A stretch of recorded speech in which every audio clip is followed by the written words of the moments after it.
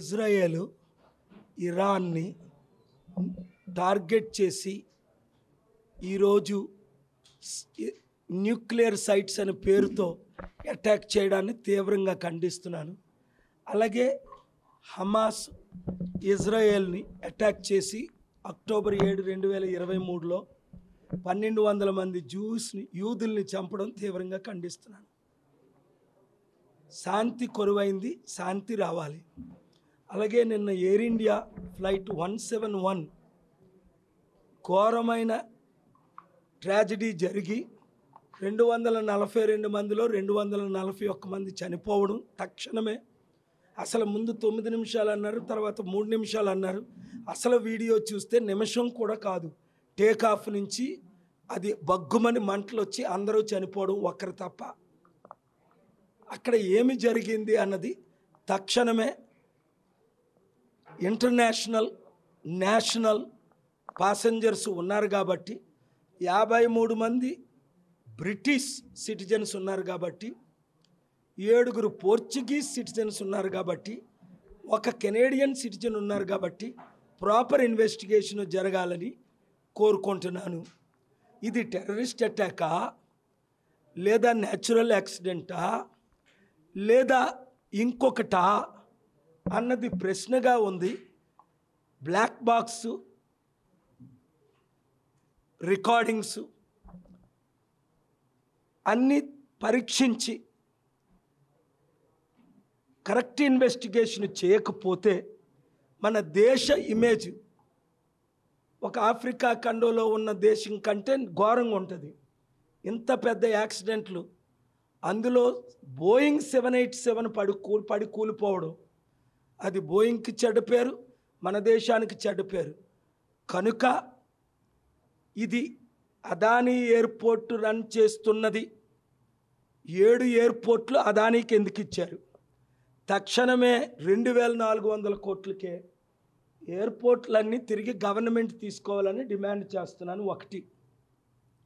2, అదానీ 15 లక్షల కోట్లు దాదాపు ఆస్తిపరుడు గనుక చనిపోయిన 241 మందికి, అలాగే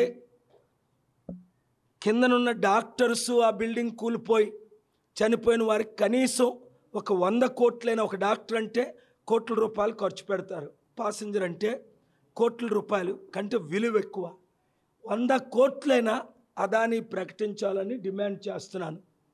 3, ఈ రన్వే 2 సంవత్సరాల నుంచే పొడిగించమని అడిగినా పొడిగించినందుకు తక్షణమే పొడిగించాలని కోరుతున్నాను. 4, ఎయిర్పోర్ట్ ప్రక్కనే ఈ బిల్డింగ్స్కి ఎట్లా పర్మిషన్ ఇచ్చారు? ఇప్పుడైనా ఆ బిల్డింగ్స్కి తగిన రుణం చెల్లించి ఇంకొక మంచి ప్లేస్ చూపించి ఆ బిల్డింగ్ని తీసేసి ఎయిర్పోర్ట్ని ఎక్స్పాండ్ చేయాలని కోరుతున్నాను. అన్నిటికంటే ముఖ్యం, నా మిత్రుడు కొడుకైన రామ్మోహన్ నాయుడు ఒక బ్రిలియంట్ MBA అడ్మినిస్ట్రేటివ్ స్టూడెంట్ చదివాడు, ఇంజనీర్గాన MBA. కానీ ఏవియేషన్ అనుభవం లేని యంగ్ మ్యాన్, నా కూతురి కంటే చిన్న వయసు, నా పెద్ద కూతురి కంటే, అలాంటి వాడికి ఇంత భారం మోపి ఏవియేషన్ మినిస్టర్ రెస్పాన్సిబిలిటీస్ ఇచ్చి అనుభవం లేని కారు డ్రైవర్ని తీసుకెళ్ళి ఫ్లైట్ నడపమంటే నడపగలరా? ఈయనకేం అనుభవం ఉంది? ఒకరోజు ఏవియేషన్ ట్రైనింగ్ ఉందా? ఒకరోజు స్కూల్లో ట్రైనింగ్ ఉందా? కాలేజీ ఏవియేషన్ డిగ్రీ ఉందా? ఏమీ లేని ఆయనకి ఈ పదవి ఇవ్వడం తప్పు. తక్షణమే రామ్మోహన్ నాయుడు రిజైన్ చేస్తే ఆయనకు మంచి ఫ్యూచర్ ఉంటుంది. లేదు అంటే ఇంటర్నేషనల్ ప్రెషర్తో ఆయన రిజైన్ చేయవలసి ఉంటుంది. ఎందుకంటే బ్రిటిష్ వాళ్ళు ఒప్పుకోరు. ఆయన ఆ బ్రిటిష్ 53 మంది కుటుంబాల్లో కొంతమంది ప్రధానమంత్రి పదవికే బ్రిటిష్ ప్రైమ్ మినిస్టర్ని రిజైన్ చేయమంటే మీరు న్యూస్లో ఆల్రెడీ చూసుంటారు. కనుక ఇది చాలా సీరియస్ మ్యాటర్.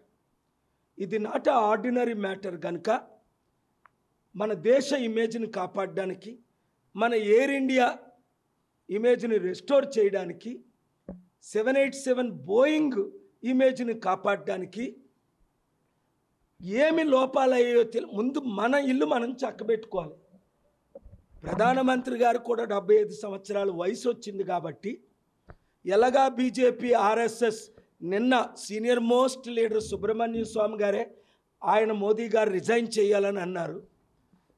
నేనేమంటున్నాను, ఆయన రిజైన్ అనౌన్స్ చేసి సెప్టెంబర్ 17 కల్లా ఆయన most trusted person young Amit Shah 60 years old Amit షాకి ఇస్తే బాగుంటుందని నేను సలహా ఇస్తున్నాను. ఎందుకంటే మోదీ గారి ఇమేజ్ కూడా ప్రపంచమంతా పోకూడదని.